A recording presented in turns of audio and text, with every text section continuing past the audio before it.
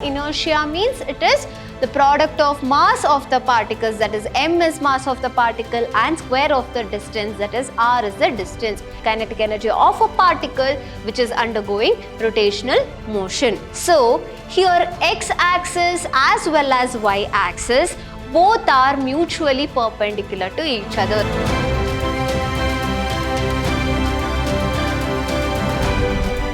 Hello everyone, I am Vrinda, Faculty of Physics from Vidhyaashram Pre-University College, Mysuru, welcoming you all to the session 5 of chapter 7, that is System of Particles and Rotational Motion. So today in this session, let us discuss about the moment of inertia, kinetic energy for the system of particles, that is rotating particles, as well as the kinematic equations in case of system of rotating particles. So here, what is meant by moment of inertia?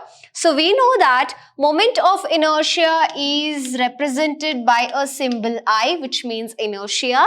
So it is a sum of product of masses of every object. So moment of inertia is the product of mass of every particle in an object with square of the distance. You are squaring the distance of the particles, that is the position vector r, which is represented as the distance of particles. So it is the product of mass of the particles to the square of the distance between the particles. So this is particle P1, this is particle P2 and P3, it goes on till Pn. So it is the distance, here it is r, here also it is r. So these are the position vector, that is the distance of the particles from one particle to the other. So this is said to be inertia. So what is inertia? Inertia means it is the product of mass of the particles, that is m is mass of the particle and square of the distance, that is r is the distance.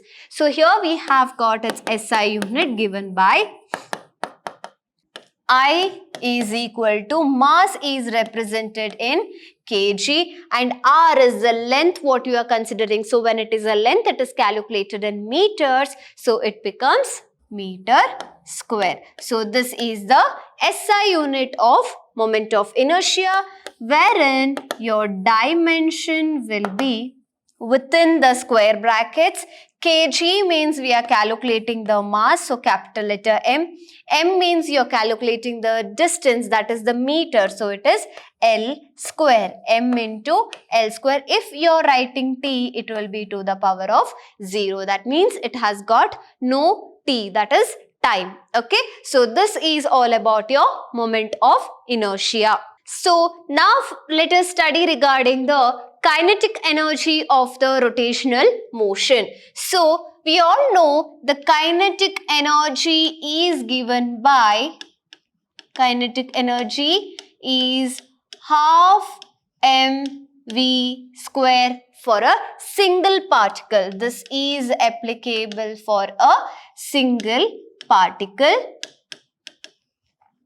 And for system of particles in this case, and that is in this chapter, we are talking about the system of particles. There are n number of particles. When this is the case, let us write kinetic energy for a system of particles given by Vi square. This is for system of particles. Okay, so now we have got the relation between linear velocity as well as angular velocity of the particle, that is V is equal to R omega. This is the relation between the linear velocity and the angular velocity of a particle. But when it comes to system of particles, we are considering all the linear velocities as well as Ri, that is the distance between each and every particles, and it is omega. Whereas omega, it is the angular velocity. It is the same for every particles. So here kinetic energy is given as half MIVI square. So you know VI square. You can substitute for VI, that is Ri into omega. So which can be written as kinetic energy is equal to half mi. Vi can be written as Ri square and omega square. Okay. So now you have got your half mi into Ri square, that is, as you discussed in the previous, that is m into r square. It is said to be inertia. So here we have got m into the square of the distance. So it is inertia I. For all the particles, it is just one and the same, which can be given as omega square. So here we have kinetic energy is equal to half into inertia, the product of inertia of every particles to the square of its angular velocity. So this is for the body which is under rotational motion. Kinetic energy of a body which undergoes the rotational motion. So this equation is similar. It is similar to the equation which is given for the translational motion, that is kinetic energy is equal to half mv square. Half mv square. So that is all about your kinetic energy of the rotational motion, kinetic energy of a particle which is undergoing rotational motion. Now let us go to theorems. There are two important theorems. One is said to be theorems of perpendicular axis and another is said to be theorem of parallel axis. So we have got two types, that is, one is perpendicular and other one is parallel. When it is all about perpendicular, it is something which is normal to the surface. If this is a surface, there is some action which is acting perpendicular to the surface, wherein this angle will be 90 degree. Theta is 90 degree. Such a angle is said to be perpendicular angle. So let's read the statement now. The moment of inertia. So here we are looking into the moment of inertia of a planar body about an axis perpendicular to the plane is equal to sum of moment of inertia about two perpendicular axes which is concurrent with perpendicular axis and lying in the planar of the body.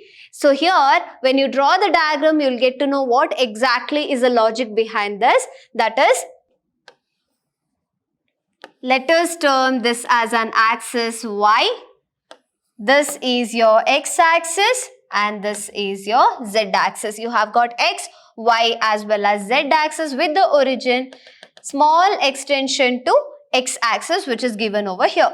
So you have got a plane which lies here in between the axis, that is plane, x and y plane, and this is the diagonal which is drawn to the x plane as well as y plane, that the plane which is present over here. So here x-axis as well as y-axis both are mutually perpendicular to each other, that is x-axis is perpendicular to y-axis. So this is one set of plane and the z-axis is perpendicular to this plane. Here you have x as well as y which are the mutually perpendicular axis and the z is the one which is acting normal to the plane. Okay, so here you have got the moment of inertia as Iy. Here the moment of inertia is Ix and here the moment of inertia will be Iz.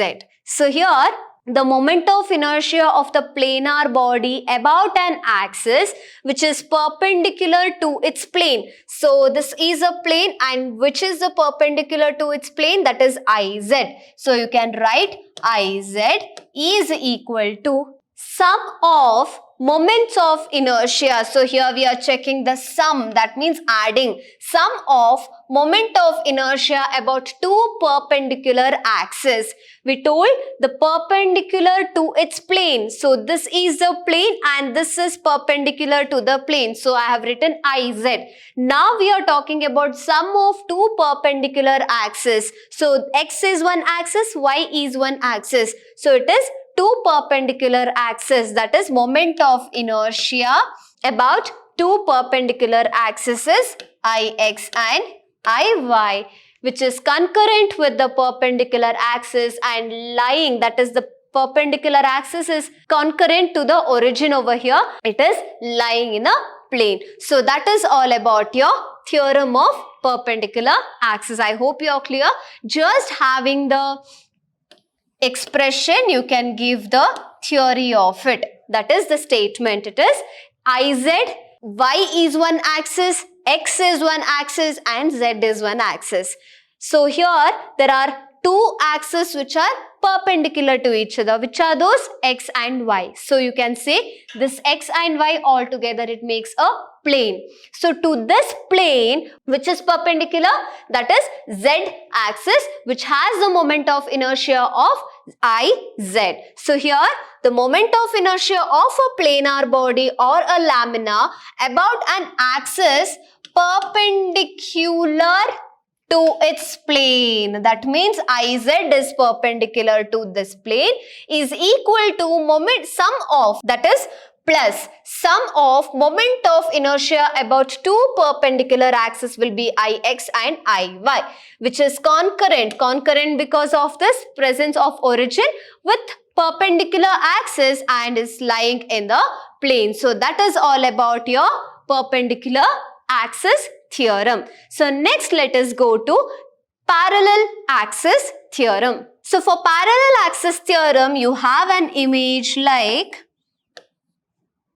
this is your Y axis, this is your Z axis, this will be your origin and X axis passes through the origin which is given by X and let us extend it by a dotted lines. And you have got some plane which is of irregular shape. This axis which is perpendicular to the plane of X and Y, it shifts a little with a mean distance of A. So this is the shifted Z axis which is given by a dotted lines and it is given by Z dash, which is just shifted a little apart with the mean distance of A. So this mean distance is said to be A. So let us explain regarding this. So it is all about the moment of inertia. So here also we are talking about the moment of inertia which is given by I of a body about an axis is equal to the sum of moment of inertia. So here the moment of inertia of a body about any axis, it can be I, Z or about any axis, it can be any axis, it is equal to the sum of moment of inertia of the body. Again it is moment of inertia of the body about a parallel axis. So parallel means it will be in the same, it will be lying like parallel to each other, same as that of the original line. So both are parallel, okay. So about a parallel axis passing through its center of mass. So passing through its center of mass means this can be our center of mass. So the line which passes through the center of mass, its inertia, we are just calculating its inertia. So after equal to, you can just give the inertia of the line which is passing through the center of mass and the product of. So it is sum of. It's over. So now we have got the product of mass and the square of the distance between the two parallel axes. Product of mass as well as the square of the distance between the two parallel axes. So this is the distance between two parallel axes. So what is this I which is given? It will be I, Z dash. We are talking about this I, Z dash. That is the plane which has shifted, the axis which has shifted apart with the mean distance of A.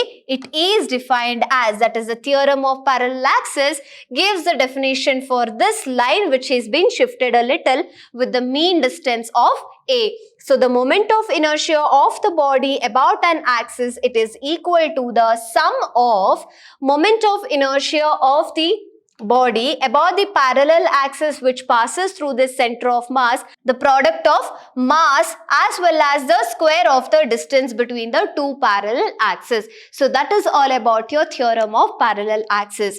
So the logic to give the statement of the theorem of perpendicular axis as well as parallel axis can be the expression. Having the expression, you can just give the whole statement with it. So the theorem of parallel axis diagram with the expressions and the statement is very much important. Okay, so now you have got your kinematics of rotational motion. So here we have come to an end of the chapter system of particles and rotational motion.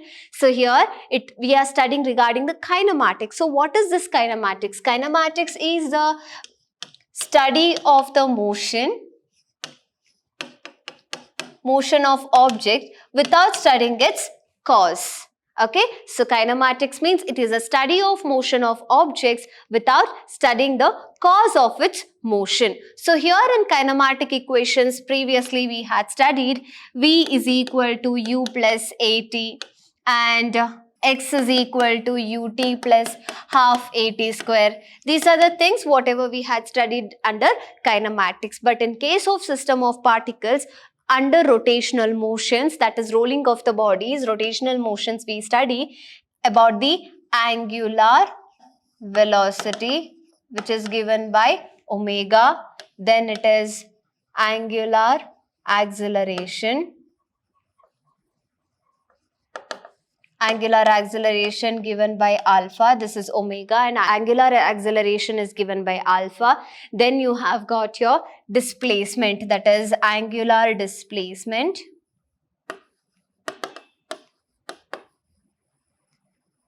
Angular displacement is given by theta.